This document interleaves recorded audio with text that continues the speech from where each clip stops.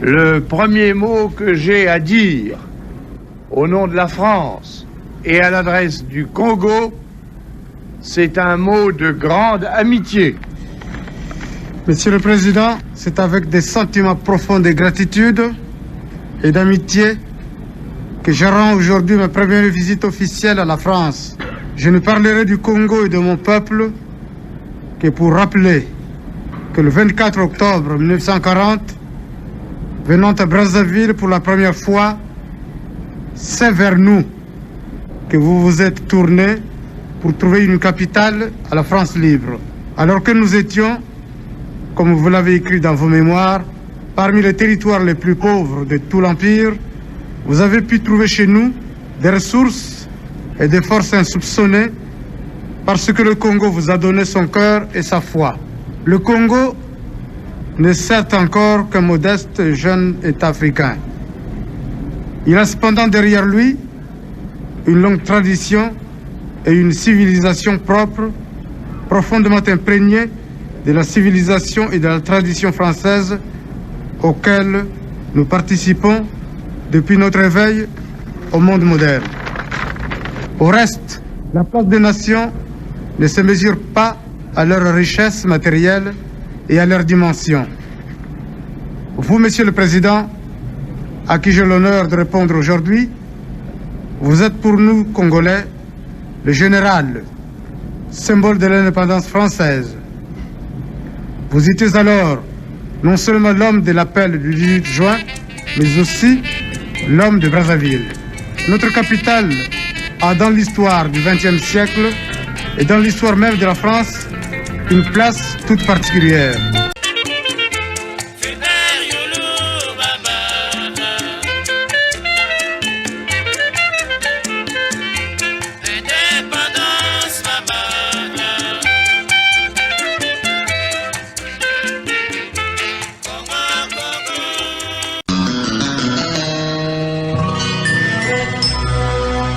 Forum FM 105.8, la radio des droits de l'homme.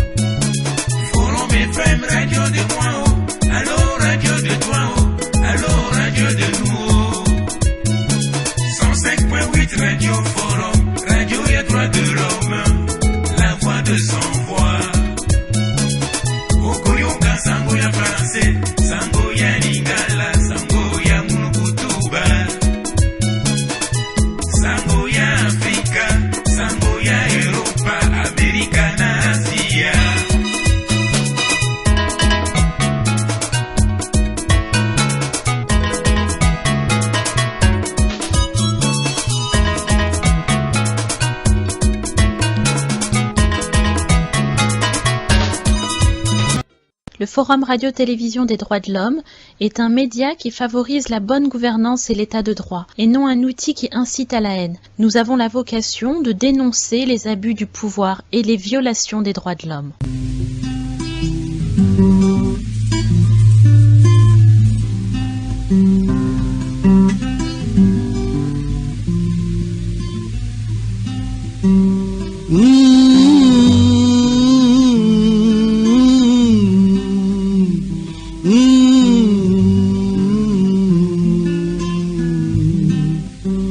Aujourd'hui, Fernand Mathias Dalla.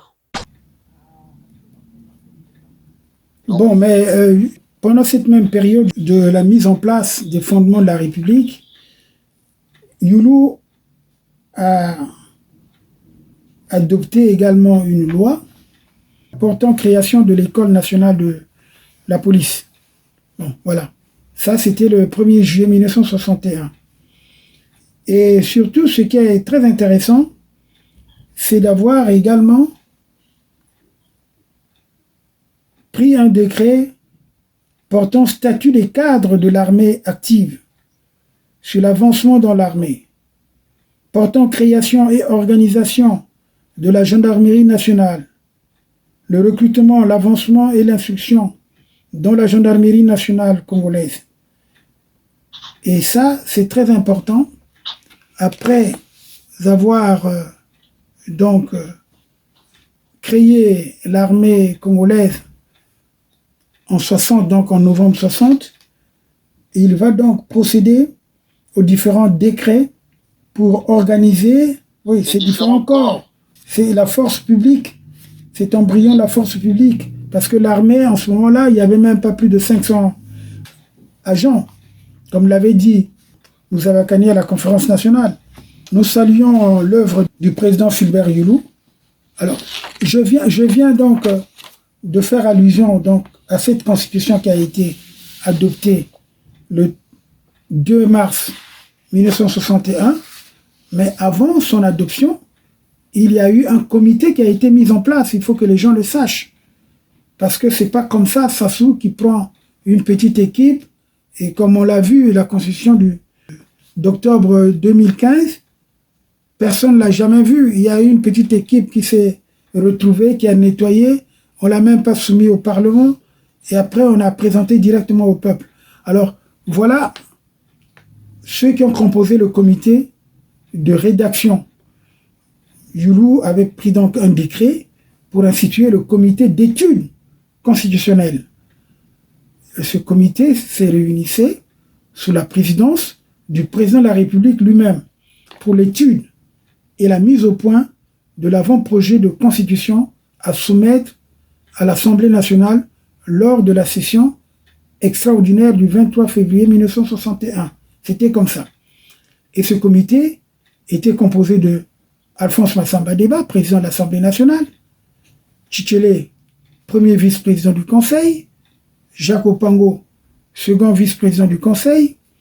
Il y avait les ministres Bazinga, Goura, Ganzion, Kikungangot, Bikuma, Okomba, Mawata, Satou, Gwala, Ibwanga et Menga qui était vice-président de l'Assemblée nationale. Il y avait également les sénateurs Ibaliko et Kibangu. Pour les députés, Bioudi, Senso, Mavioka, Mambeke Boucher, Léet Gaboga, Obongi Portela, le pasteur Kimpolo Gaspard, l'abbé Mbemba, donc Théophile Mbemba, le magistrat Poabou, Joseph, Nzala Kanda qui était donc le premier conseiller à la présidence, Malonga Jean qui était directeur de la Radio Congo, Songemas qui était directeur de la caisse de compensation, et parmi les syndicalistes qui siégeaient donc à ce comité d'études constitutionnelles, il s'agit donc de Gilbert Pongo, Tolé Ganga, Okemba Pascal, Tandou Antoine, Letembe Ambili Antoine également. Et voilà ceux qui ont composé ce comité d'études constitutionnelles qui a donné la première constitution qui a été présentée à l'Assemblée nationale et qui a été soumise au peuple. Donc voilà pour ceux qui déplacent le problème, qui pensent que la première constitution c'est celle de 92. Non, il y a eu une constitution bien élaborée, le texte existe. Et puis, maître, je voulais souligner dans ce que tu viens de nous dire, la composition vraiment diverse des personnes qui ont participé à l'élaboration de cette constitution. Mais il faut aussi dire, quand un président de la République choisit un texte constitutionnel, il pouvait être honoré par sa force, disant que je suis le premier, je mets un régime unipersonnel. Mais il a fait le choix de faire du Congo une démocratie, directement. Voilà. Et donc à ce moment-là, en Afrique, il n'y en avait plus. On n'avait plus tous. Ce sont des partis uniques, tu vois. Et c'est pour ça qu'ils ont fait pression sur le président Yulu. Comment veux-tu avoir le multipartisme pendant ce temps dans les autres pays, c'est des partis uniques. Et nous, on avait cette exception d'avoir une constitution démocratique et puis une démocratie. Donc c'est le choix d'un homme. Et pour faire ce choix, puisque Yulu avait une grande culture. Il jouait au piano, il jouait les textes de Beethoven, oui. Sébastien Bach. Donc c'était un homme de culture. Il était la ressemblance de ce que étaient les Français. Et donc lui, c'est pas comment on appelle un assimilé, c'est devenu un citoyen qui avait sa propre culture et la culture des autres. Donc voilà le choix fondamental, parce qu'on n'arrive pas aujourd'hui à faire le choix fondamental d'aller dans une démocratie. Mais Youlou, sans une conférence nationale, il décrète une démocratie. Une démocratie. Aujourd'hui, c'est très difficile que nous pouvons décréter une démocratie. Pour l'avoir, on était obligé d'aller à la conférence nationale pour abolir le régime de dictature. Donc regardez, le contexte où Youlou vient, c'est un contexte déjà qui est différent, où les Africains n'adoptent pas la liberté comme la condition essentielle de leur épanouissement. Mais chez nous, au Congo, on adopte une constitution démocratique. Et ça, c'est vraiment incroyable que le président Youlou ait eu cette lumière de se dire non, je suis dans une démocratie. Et c'est cette démocratie congolaise de Youlou qui a dérangé tout le monde, a dérangé toute l'Afrique centrale et toute l'Afrique. Il fallait emmener le président Youlou par la force des choses à vouloir créer un parti unique. Bon, le fait du parti unique aussi vient du fait que tous ces partis-là avaient une dépendance étrangère. Le MSA, c'était le parti socialiste, le PPC, c'était le parti communiste. Mais le seul parti qui avait une autonomie patriotique et politique, c'est le parti de Youlou. Ce qui fait que quand ils ont formé le gouvernement d'union nationale, ces partis-là, les deux partis n'existaient plus. Parce qu'il fallait penser intérieurement les choses. Eux, leur pensée venait de la France-Afrique. La France-Afrique, le parti communiste français, le parti socialiste qui envoyait... Donc c'était des sections du parti, c'était des sections des partis français. Mais le seul parti qui avait une certaine autonomie, c'était l'UDDA. Donc Youlou pouvait penser souverainement, et c'est pour ça qu'il a fait naître, comme dit Maître Massirou Tassé, ces institutions, ces lois démocratiques, parce que sa conversion dans la démocratie commence dès l'exercice de la mairie de Brazzaville en 1956. Donc c'est quelqu'un qui a été, comment on appelle, non, mais il a défini le cadre dans lequel il devait travailler. C'est normal. Oui. Parce qu'aujourd'hui, qu'est-ce qu'on voit au pays? Sassou n'a pas un cadre de travail. C'est un démagogue, c'est un aventurier. Il dit ça, il fait ça. Bon, il ne sait pas là où il va, qu'est-ce qu'il veut. Il nous amène au chemin d'avenir. C'est pour ça qu'il boutique des slogans qui sont creux. Bon, pour l'émergence d'ici l'an 2. Il n'y a pas de cadre. Comme tu viens de le dire. Or, la République, c'est la vertu. Mais bien sûr, bien sûr. La vertu. Bon, mais moi, je voulais de la vertu, justement. Qu'est-ce que le dit de la vertu? La République, c'est la vertu. C'est quelqu'un qui a la droiture, qui vient, qui, pour lui, il faut appliquer la loi. Le principe de l'égalité, le principe de la grandeur, le principe de la vertu, de la pureté. On ne vole pas l'État. Parce que si tu voles l'État, tu n'es plus un homme. Là, on voit que depuis la Révolution, on a volé l'État, on n'a pas été droit. On a été contre les autres. Mais Fulbert Youlou, c'est celui qui vient nous montrer un chemin qu'on n'arrive pas à appliquer difficilement. On n'arrive pas à appliquer une démocratie. Pourquoi à la conférence nationale, Maître s'est dit non? Nous allons commencer par la constitution de Youlou. La conférence nationale a été la victoire de Youlou sur tout le monde. C'était le seul démocrate. Et quand on a piétiné la constitution du 2 mars 1961, nous sommes retrouvés dans la déroute de la dictature, la Gémenaire. On n'était plus libre et tout ça. Et les lois économiques qui définissent une véritable économie ont été perdues. Bien sûr. Voilà, en commençant par... Là, je te redonne la parole. Ouais, merci. En commençant justement par cette loi d'utilité publique concernant les travaux d'aménagement hydroélectrique du Kouilou. Parce que ça, c'est le fondement. Aujourd'hui, on a ressorti le dossier du barrage de Sunda. Mais Youlou avait déjà pris une loi et il y a eu un décret qui portait création de l'Office national du Kwilu.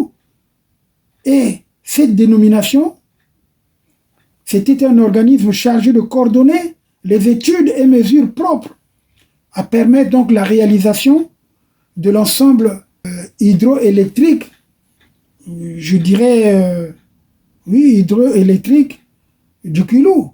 Donc, pour que le siège était d'ailleurs à Pointe-Noire. Aujourd'hui, l'office était constitué en établissement public et doté de la personnalité civile et de l'autonomie financière. Et ça, elle a été confiée à Germain Bikouma qui fera donc le coup avec Massamba Deba pour proclamer la soi-disant révolution au Congo, quoi. Tu comprends? Parce que ce cadre que Yulu avait créé, l'Office national du Kwilu, devait procéder à toutes les études techniques, financières, économiques, sociales, fiscales et douanières nécessaires à la réalisation donc de l'ensemble de hydroélectrique. On avait pu établir les programmes et également contrôler la réalisation des travaux. Mais malheureusement, vous savez, le Congo, comme je l'ai dit tout à l'heure, c'est une régression. Hein? Le destin raté du Congo, c'est tout ça justement. Oui, parce que le programme était clair. Oui. Maître, on peut dire que ces cadres-là n'ont pas été à la hauteur des ambitions du président Yulu. Ils n'ont pas été à la hauteur. Ils n'étaient pas préparés. Et ils étaient beaucoup plus envieux des postes, de venir toucher de l'argent, être des ministres. Mais ils n'étaient pas capables d'appliquer ce qui devait être le nouveau Congo, et le Congo qui devait être comme la Corée du Sud, comme Taïwan, comme Israël, comme Singapour. Et c'était ça le projet de Yulu, devenir comme ça, avec la création des kibbutz qui devaient faire l'autonomie agricole de notre peuple. Tu vois, comme tu viens de souligner, un ministre qu'on vient de renommer qui a bouffé l'argent de l'agriculture et qui a fait venir des tracteurs, on le retrouve encore honoré. Hein? On honore des voleurs. Voilà. Bon, il y a aussi un point justement que je voulais reprendre sur la défense nationale qui était tenue par le président Fulbert Yulu lui-même. Il y a un décret important, celui du 16 février 1961, qui porte sur le statut des cadres dans l'armée. Et comme je l'ai dit tout à l'heure, parce qu'il y avait une hiérarchie qui était respectée. Il y avait des officiers, des sous-officiers, des caporaux et des caporaux-chefs. Et en plus, au niveau de l'avancement, aux différents grades de l'armée, cet avancement était subordonné à la possession de diplômes d'instruction générale et militaire. Donc, il a lieu soit au choix, soit à l'ancienneté. Il est prononcé par décret, c'est l'avancement. Les officiers, sous-officiers gradés sont classés dans l'échelle indiciaire de traitement de la fonction publique. Or, aujourd'hui, qu'est-ce qu'on voit? L'armée est détachée du reste de la population. Au niveau du traitement à la fonction publique, ils n'ont pas le même traitement. Ils ne sont pas classés dans l'échelle indiciaire des traitements de la fonction publique, comme on dit. Et puis les limites d'âge sont fixées, ont été fixées à l'époque. C'était limité. Bon, maintenant, on ne sait même plus si à 70 ans, on peut toujours rester dans l'armée. En tout cas, le désordre, on le connaît maintenant. Donc, le grade d'officier est certes la propriété de l'intéressé, mais il est conféré par le président de la République, qui est chef des armées. Mais ce n'est pas par complaisance. Oui, mais maître, je voulais dire, à l'époque, il y avait l'intendance, où on faisait des chaussures pour les militaires, Voilà. où il y avait des tenues qu'on faisait pour les militaires. Voilà. Et puis, on a montré une image qu'on a regardée il n'y a pas longtemps, et que la formation de nos militaires, c'était tout d'abord une armée de métier. Voilà. On apprenait le métier à nos militaires. Ce qui fait que quand tu sortais de l'armée, tu pouvais aller travailler, tu pouvais avoir un autre emploi. C'est que le militaire, on ne formait pas un militaire démuni, qui n'a que l'arme, soit pour tirer aux autres, soit pour s'accaparer du pouvoir. Ce militaire savait que non, à la base, j'ai aussi un métier.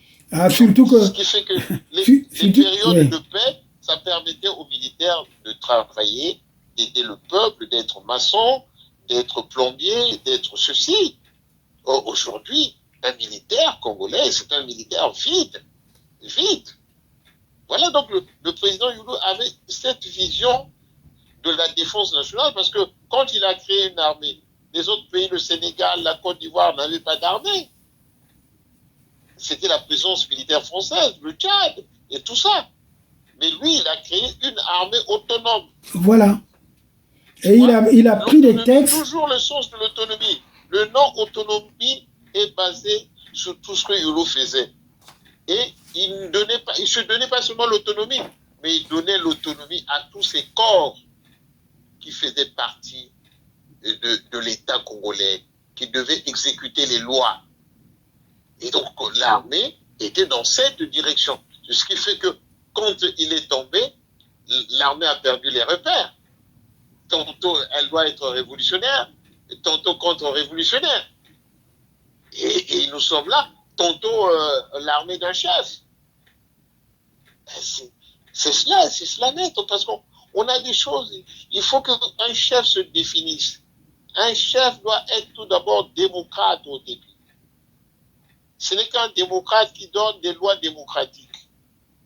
Un autoritaire, un arbitraire, un homme qui est un monocrate, il vous donne des lois mauvaises. Hein? Oui, oui. Je voudrais justement revenir... Des citoyens mauvais. C'est ça. Il n'y a même pas des citoyens, des délinquants. Je voudrais revenir justement sur l'avancement dans l'armée. Le président Fulbert Youlou avait signé un décret le 16 février 1961, toujours, où il précisait « Nul ne peut être sous-lieutenant ». Bon, je n'ai pas expliqué pour les autres, des caporaux ou des sergents-chefs, tout ça là.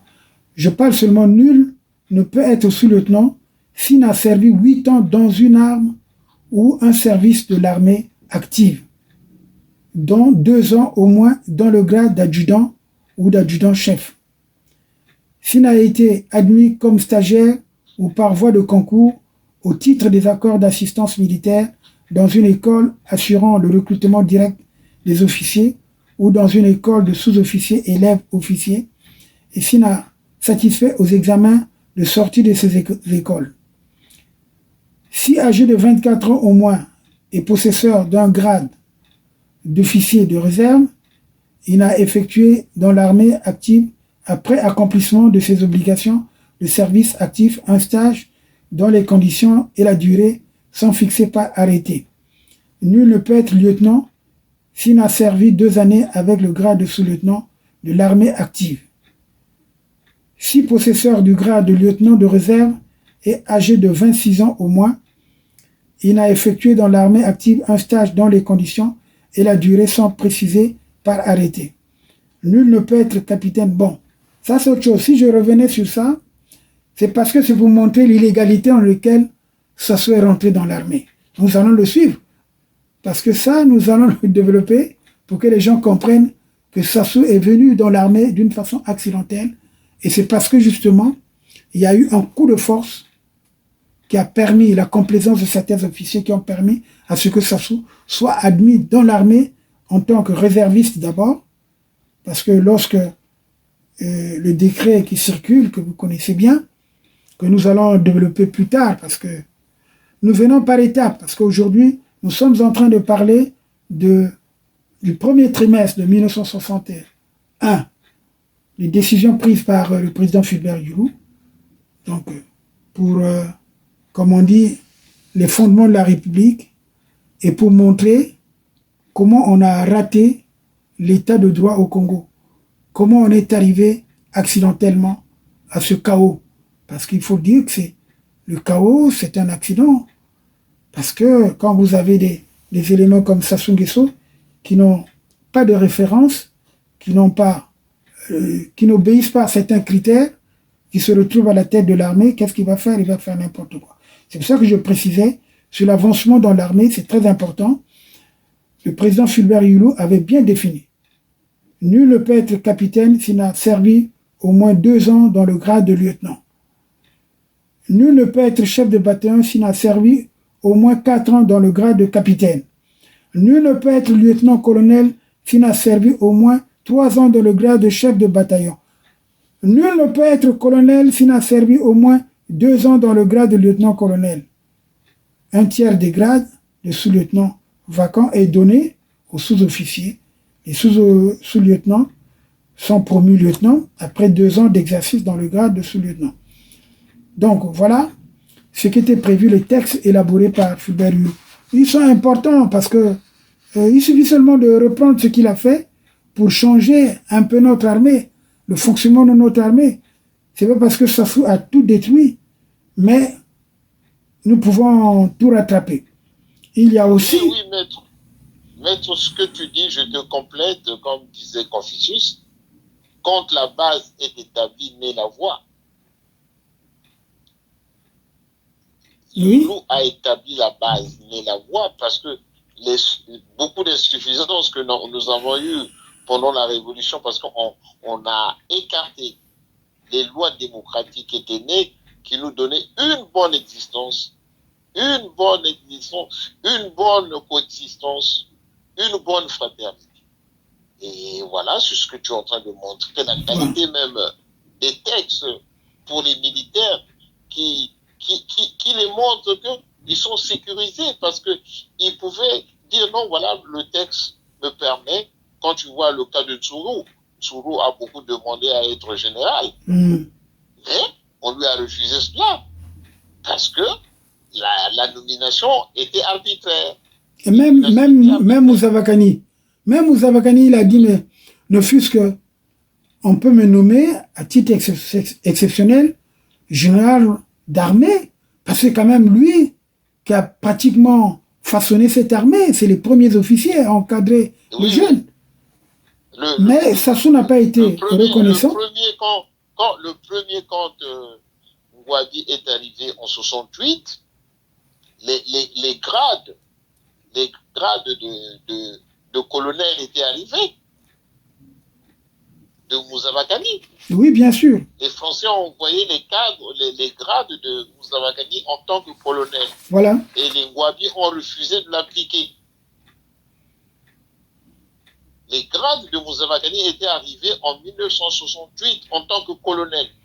Il y avait pas que lui. Il y avait aussi les grades de, comment on appelle, de Siroko, Kiganga, oui. les grades de Kiyindu et tout ça, parce que ces gars-là, ils avaient comme, après l'indépendance, c'était des capitaines et tout, à titre exceptionnel, ils devaient tous passer des colonels, commandants, colonels. Oui. Bon, bref. Mais en tout cas, je pense que pour cette première partie, sauf si tu as d'autres questions, je peux évoquer aussi... Maître, pour moi, bon, tu as parlé d'un certain Pongo. Pongo, c'est un nom qui est vraiment rentré mal dans l'histoire parce que à un moment donné, quand ils ont fait tomber le président Yulu, tu parles du syndicaliste Pongo. Tu parles du syndicaliste Pongo. Le syndicaliste Pongo, oui. Parce que quand on a fait tomber le président Yulu, parce que Maturota s'attendait à la dérive du gouvernement qui devait arriver, il avait demandé le ministère de l'Intérieur et garde des Sceaux et de la Justice. Pongo a dit, si vous nommez Maturota à ce poste-là, il va faire un coup d'État, faire revenir le président Yulu. Et Maturota a dit, je suis un légaliste, je n'accepte pas ce point de vue. et je ne rentre plus dans le gouvernement. Il a refusé la lignette avec eux. Donc Pongo était... Et puis il y a aussi Okemba Morlede qu'on appelait Nzete Mabé. C'était véritablement Nzete Mabé qui a été contre le président Yulu, qui est allé avec l'Église catholique et tout ça, montrer que le président Yulu devait quitter le pouvoir. Donc ils ont agi arbitrairement. Et nous voyons la responsabilité de ces gens-là. Non, mais ce n'est même pas agir arbitrairement. Ils ont agi par haine ou par méconnaissance. Parce que, en fait, l'arbitraire, c'est quoi? C'est en dehors des lois. Bon, oui. Ils avaient une opinion. Donc, ils ne pouvaient pas aujourd'hui donner une opinion qui était contraire à la loi. C'est une appréciation qui était la leur. Mais en réalité, c'est par haine qu'ils ont diffusé ce message pour empêcher Yulu de continuer à exercer son pouvoir. Donc ça, on le sait. Oui. Bon, je crois mais que... Maître, oui. ce que je voulais dire pour conclure, oh, quelle belle période juridique, harmonieuse. Attends, avant de conclure, je voulais quand même, puisque nous avons parlé de l'armée, bon, à moins qu'on garde le décret portant création, organisation de la gendarmerie nationale et la police nationale, après, parce que quand Yulu crée l'école de police, les premiers à être titularisés, il faut le dire, ils n'étaient pas nombreux. Parce que les premiers inspecteurs de police, il y a eu Matingu, hein, tu connais, non? Matingu. Oui. Et puis, il y a eu un autre qui avait été décoré aussi, qui est allé en formation. Oh, le nom m'échappe. En tout cas, il y a aussi l'inspecteur de police qui était dans la catégorie D, Ebaka Jean-Michel, hein, qui sera plus tard au CMP. C'est le gars qui était plus outillé que Sassou lui-même. Parce que, en matière de formation, lui, il a été formé. Jean-Michel Ebaka. Bon. Mais maître, le défaut de ces hommes-là, hein, ils n'ont pas gardé leur intégrité morale. Ouais, voilà, leur éthique. Ils n'ont pas gardé. Oui, voilà. parce que cette intégrité morale pouvait leur faire de ne pas déraper. Parce que tous, ils ont dérapé pour aller dans un chemin qu'ils ne connaissaient pas. Ce chemin-là qui aujourd'hui, qui a fait sortir des monstres.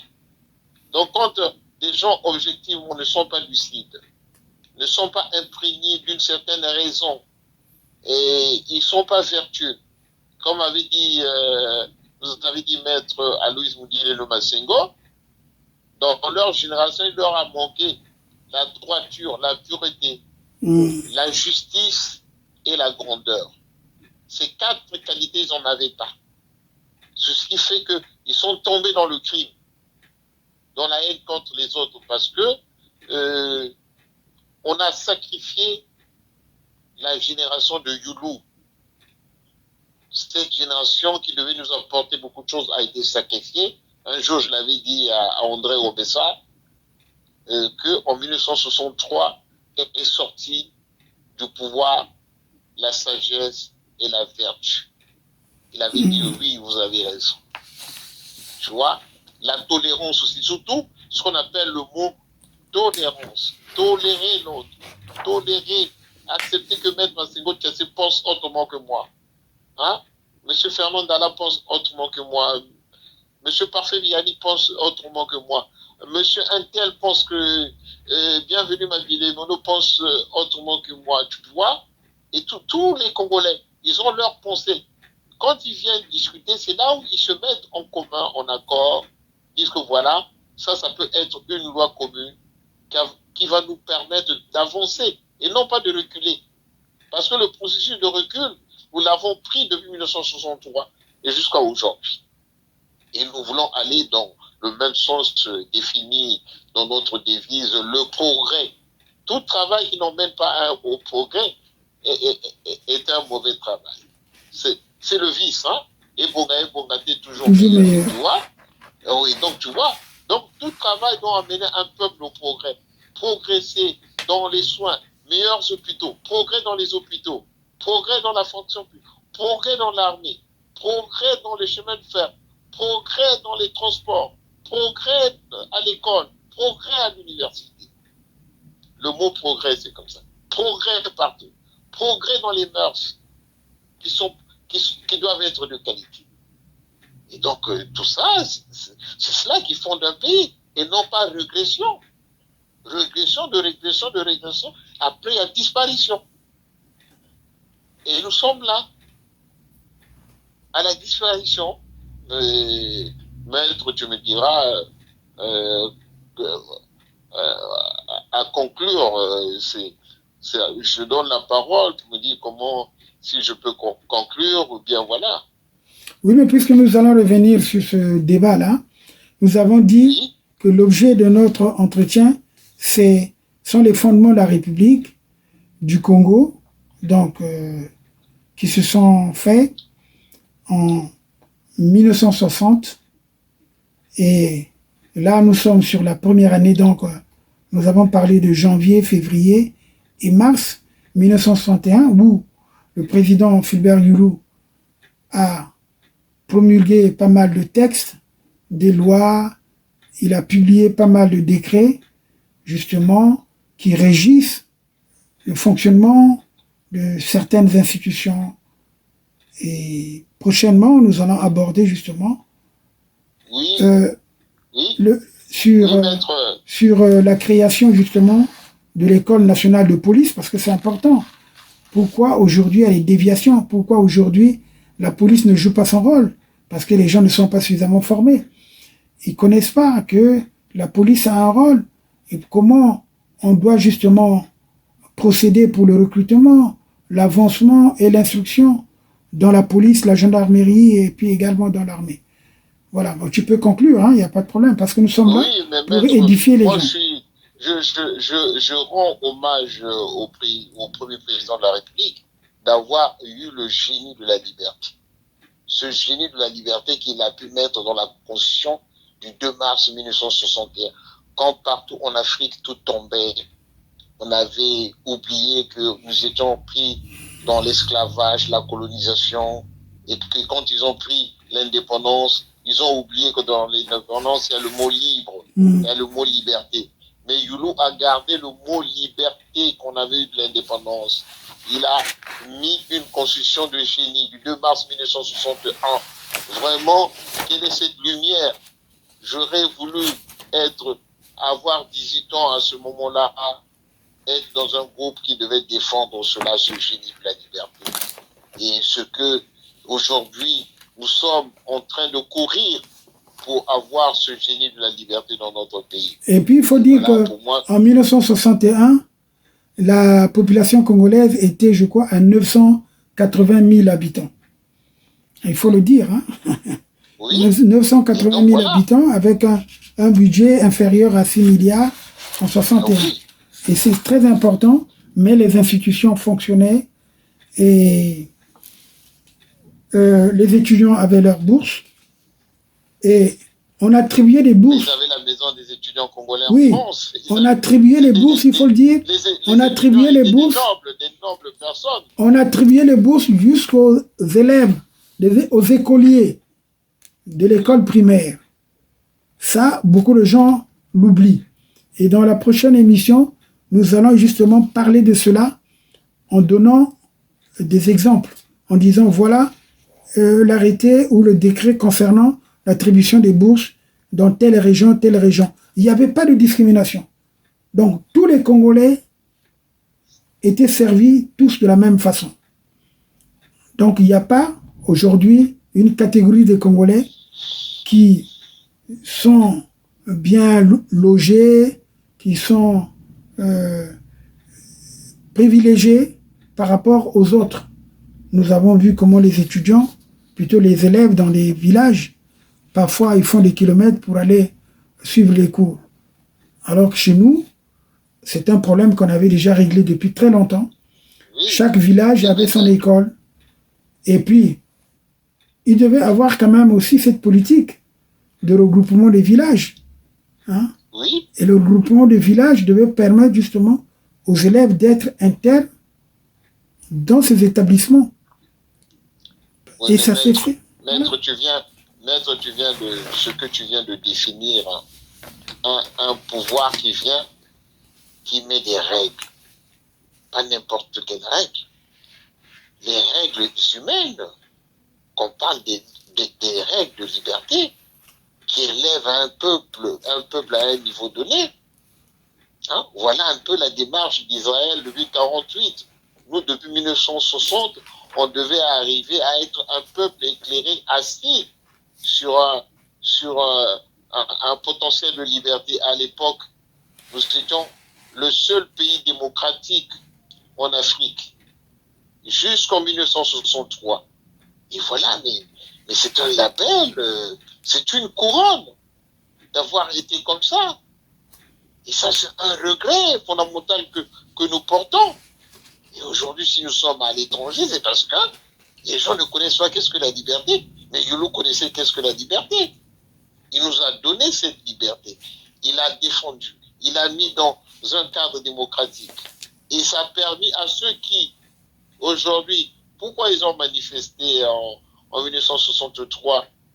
Parce que la liberté qu'ils avaient en France de se définir, de critiquer, à l'époque en tant qu'étudiants, ils sont arrivés, ils ont vu cette continuité au Congo. On pouvait critiquer Yulu, on pouvait faire ceci. Mais quand Yulu est tombé, il n'avait plus ce cadre. Et Matsukota devait revenir, il avait fait ses valises pour revenir ici en France. Les Makutamboko avaient fui le pays. Tout ce monde, on avait vu tous les cadres fuir. Et j'accorde ce chapeau à cette réplique qui faisait que naître là, nous accompagner dans une bonne légalité, une légalité humaine.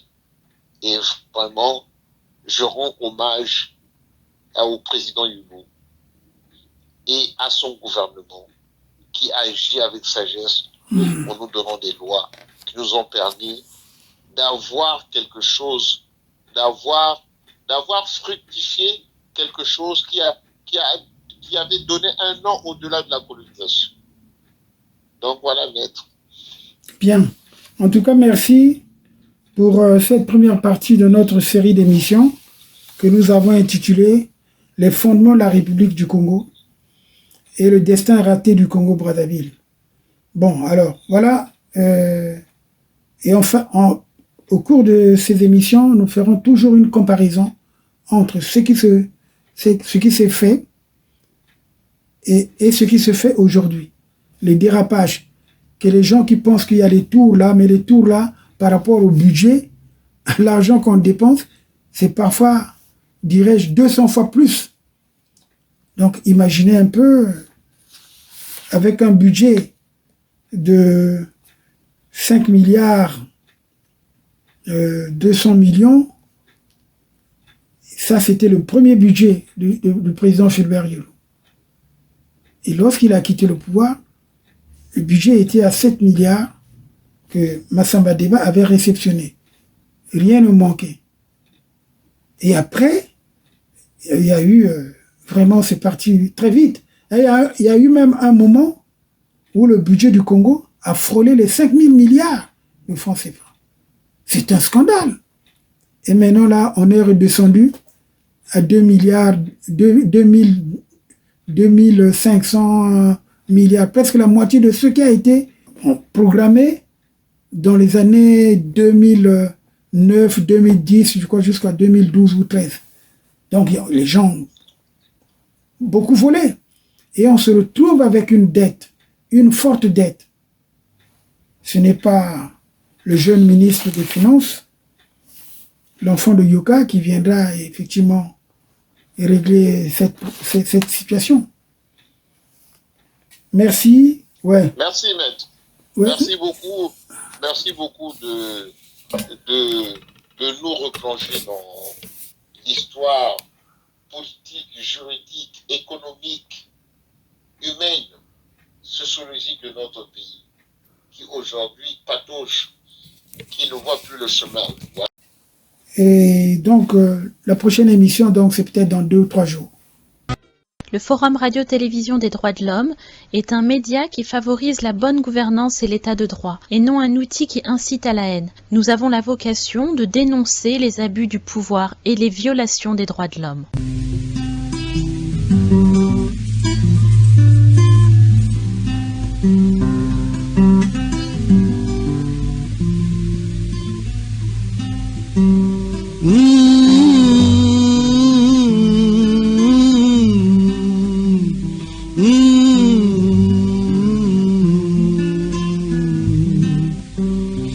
On a cette vie, mais une seule radio. Une seule radio. Forum FM 105.8. Attachez vos ceintures. Attachez vos ceintures. Forum FM 105.8. Vous fait voyager. Maintenant.